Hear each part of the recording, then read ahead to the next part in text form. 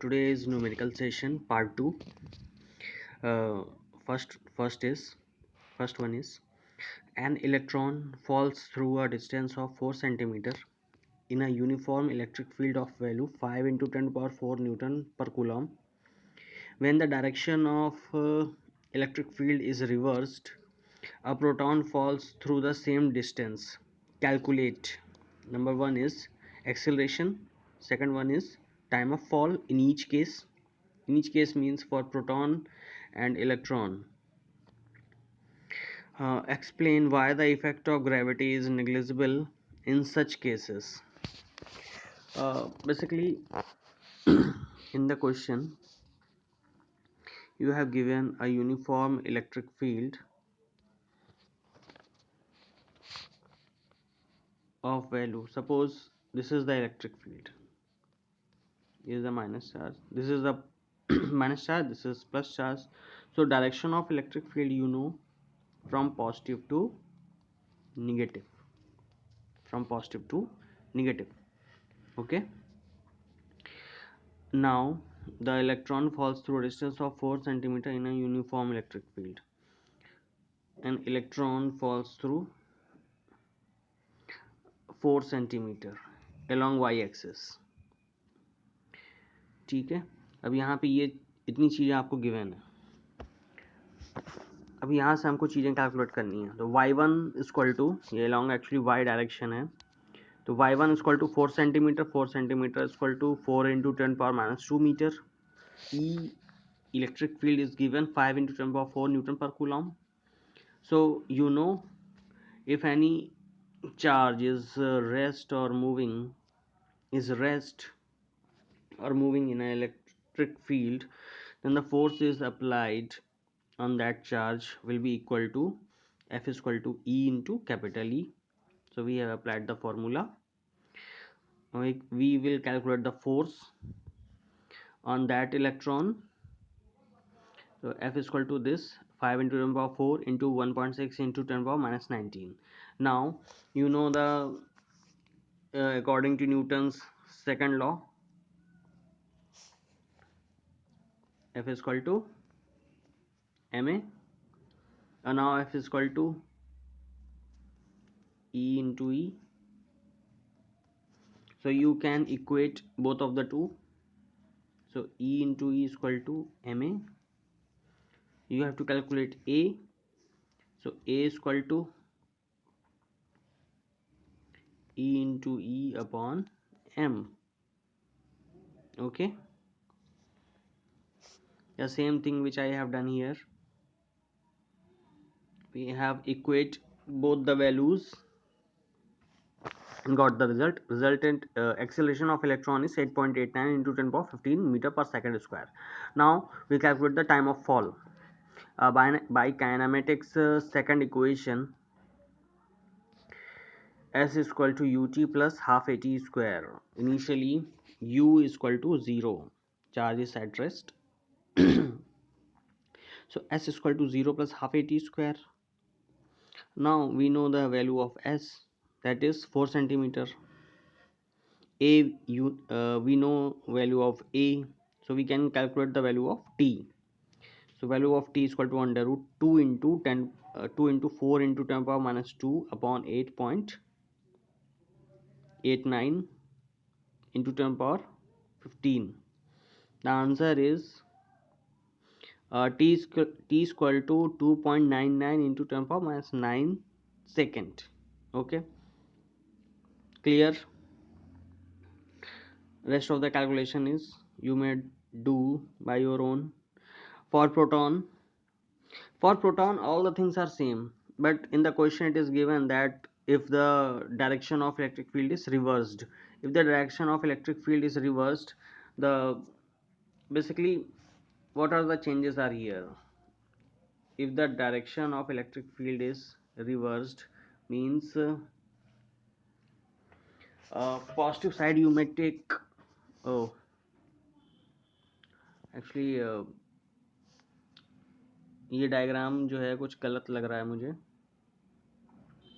ठीक है, क्योंकि इसकी जो डायरेक्शन होगी पॉजिटिव टू निगेटिव होगी. ठीक है, पॉजिटिव टू निगेटिव, तो इसकी डायरेक्शन ये हो जाएगी पॉजिटिव टू निगेटिव। ओके, इसकी ये डायग्राम बेटा गलत है, ये वाला। ठीक है, इसकी जो डायरेक्शन होगी वो पॉजिटिव टू निगेटिव होगी। ठीक है, पॉजिटिव टू निगेटिव। तो ये आपके इलेक्ट्रिक फील्ड है, ये इलेक्ट्रिक फील्ड की डायरेक्शन हो जाएगी और इसमें प्रोटॉन चलेगा। ठीक है, तो प्रोटॉन का एक्चुअली डिफरेंट क्या है, प्रोटॉन का डिफरेंस बस यही है कि उसका मास डिफरेंस होगा। ठीक है, बाकी चार्ज भी वही है, बस पॉजिटिव निगेटिव का अंतर होता है। तो all things will be same except mass of the proton, you may find A और टी। तो ए और टी के लिए सब कुछ सेम रहेगा, ए और टी के लिए भी सब कुछ सेम रहेगा। ठीक है, तो ए और टी के लिए सारी कैलकुलेशन आपकी सेम है। अब इसमें देखते हैं, इसमें ये चीज़ देखते हैं कि एक्सेलरेशन ऑफ इलेक्ट्रॉन जो हम लोगों ने फाइंड किया था उसकी वैल्यू आई थी 10^15 मीटर पर सेकेंड स्क्वायर। ठीक है, और एक्सेलरेशन ड्यू टू ग्रेविटी जो आ रहा है वो G=9.8 मीटर पर सेकेंड स्क्वायर आ रहा होता है, मतलब normally acceleration due to gravity. तो एक्चुअली ये वैल्यू जो इलेक्ट्रॉन का जो मैंने एक्सेलरेशन निकाला है ये वैल्यू बहुत बड़ी है।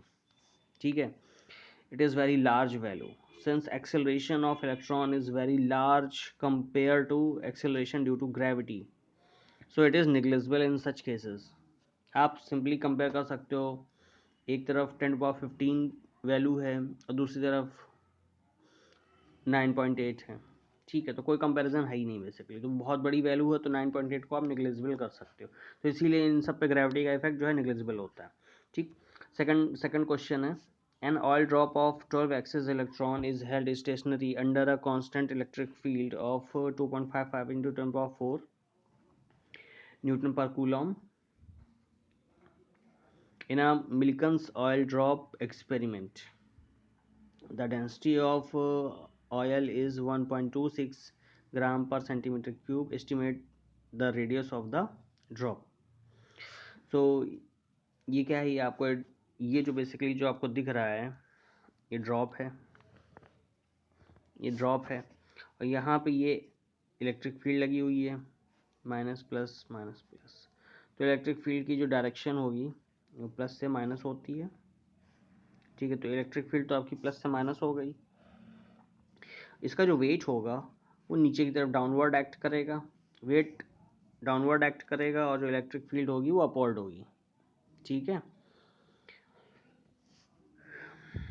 और इस पे जो आपको गिवन है वो 12 एक्सेस इलेक्ट्रॉन है, 12 एक्सेस इलेक्ट्रॉन गिवन है, रो गिवन है, density of oil is given 1.26 ग्राम पर सेंटीमीटर क्यूब, ई की वैल्यू आपको गिवन है, value of E is given. For drop to be stationary, weight of downward direction, weight on the downward direction will be equal to force due to electric field act on the upward direction। तो force क्या है इसमें act होगा, force आपका वही F equal to, जैसे नीचे की तरफ इसमें डाउनवर्ड डायरेक्शन में जो फोर्स लगेगा वो mg हो जाएगा, और जो उसमें due to because it is charged oil drop and it is placed in the electric field, then the force applied on this body will be E into E। ये फार्मूला मैंने आपको बोला था, बहुत इंपॉर्टेंट फार्मूला, बहुत जगह use होगा। ठीक है, तो E into capital E from here and m is equal to what, mass is equal to v into rho, mass is equal to v into rho होता है। ठीक है, तो put the value of m v into rho, m की value क्या हो गई, v into rho into g, and E की वैल्यू जो है, value of E is small into capital E, value of put the value sorry Q is equal to n e, put Q is equal to n e. Okay, here we have taken the charge of the oil drop is Q। okay, so F is equal to QE है, यहाँ पे F is equal to Q E, कुछ नहीं, उसमें कोई अंतर नहीं है, वो दोनों सेम है। F is equal to Q E, ठीक है, F is equal to Q E, इसमें आप कंफ्यूज मत होइएगा। और क्यू इजक्वल टू क्या होता है, from quantization of charge, Q equal to n e, Q equal to n e. तो यहाँ पे जो फॉर्मूला यूज़ हुआ है वो Q equal to n e use हुआ है, ठीक है। तो ये चीज़ हमारे समझ में आ गई होगी। दोनों के दोनों वेट फोर्स हो गए, इन दोनों को हमने वेट हो गए, फोर्स हो गए, ठीक है। दोनों को हमने क्या किया, इक्वल कर दिया। M G is equal to E Q, M G की एम की जगह हमने रो वी इंटू जी लिख दिया है, और ई इंटू क्यू, ई को आप एज इट इज लिख दीजिए, q equal to n e from quantization of charge, और वी की वैल्यू क्या होगी 4/3 पाई आर क्यूब, ठीक है, into g equal to e into n into e. यहाँ से हम फाइंड करेंगे आर क्यूब की वैल्यू, ये वैल्यू सारी पुट कर देंगे, तो आपका आर क्यूब क्या आ जाएगा, फिर इसका क्यूब रूट फाइंड कर लेंगे इसका, ओके। तो आंसर आपका आ जाएगा R equal to 9.8 into 10⁻⁷ metre, okay.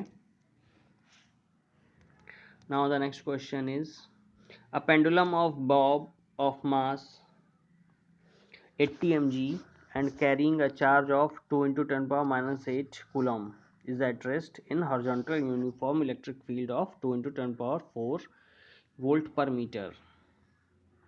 Find the tension in the thread of pendulum and the angle it makes with the vertical. Okay, so mass of the bob you have given, m is equal to 80 mg, 80 into 10⁻⁶ kg.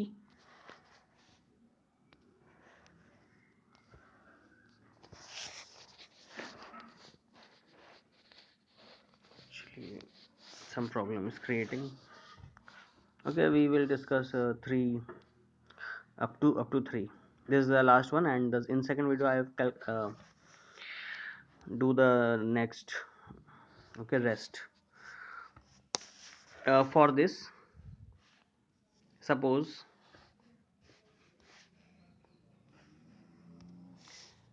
this is the bob, okay, this is the bob, and when it is at its extreme position, it makes an angle theta with the vertical. So its mass, when it is at an angle theta, it has tension T, ठीक है. Now it has mass mg, and since it is placed in a uniform negative electric field, yeah, plus, sorry,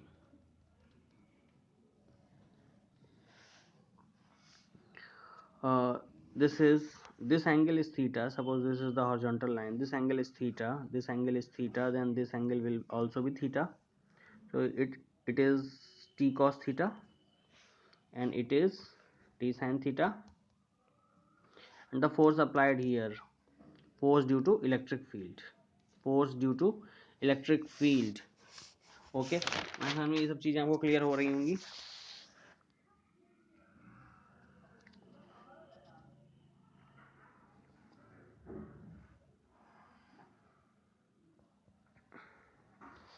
electric field की direction इधर की तरफ है, तो अब क्या करेंगे, अब इसका हम फ्री बॉडी डायग्राम ड्रॉ करेंगे। तो आप लोग देख लो, टी कॉस थीटा जो है वो किससे इक्वेट हो रहा है, टी कॉस थीटा है वो एम जी के इक्वलेंट होगा, और एफ इक्वल टू क्या हो जाएगा, टी साइन थीटा। और एफ इक्वल टू आपको पता ही क्या होता है, if any body placed in the electric field, then F is equal to, then the force applied on that body is F is equal to E into capital E, और E into Q, मतलब Q क्या होगा, Q charge of the body होगा, E is the value of the electric field, तो F is equal to E Q into E, मतलब कुछ भी हो सकता है, अगर E है तो E into कैपिटल E हो जाएगा, अगर आपने उसका चार्ज जो है Q ले लिया तो Q into E हो जाएगा, ठीक है। तो यहाँ पे from the free body diagram, T cos theta equal to M G हो गया, T sine theta equal to E Q हो गया, तो यहाँ से दोनों को डिवाइड कर देंगे, tan theta equal to E q upon m g आ जाएगा, तो इसको वैल्यू पुट कर देंगे, tan theta equal to 0.51, theta equal to tan inverse 0.51, theta equal to 27 degree, ये वैल्यू आपको गिवन होगी, आप परेशान मत होइएगा इसको लेके, ठीक है। ये एग्जाम में आपको दे दी जाएगी। थीटा tan इनवर्स 0.51 की वैल्यू आपको गिवन होगी। From equation T cos theta equal to M g, तो T equal to M g upon cos theta. फिर से दूसरी इक्वेशन वैल्यू पुट कर देते हैं, तो कॉस 27 की वैल्यू यहाँ पुट कर देंगे, बाकी सब वैल्यू आपको पता ही है। तो T equal to 8.81 into 10⁻⁴ newton. हमारे साथ में यहाँ तक चीज़ें आपको क्लियर हो गई होंगी। चलिए ये क्वेश्चन जो है हम नेक्स्ट उसमें डिस्कस करेंगे, ठीक है, क्योंकि वीडियो बहुत बड़ा हो रहा है।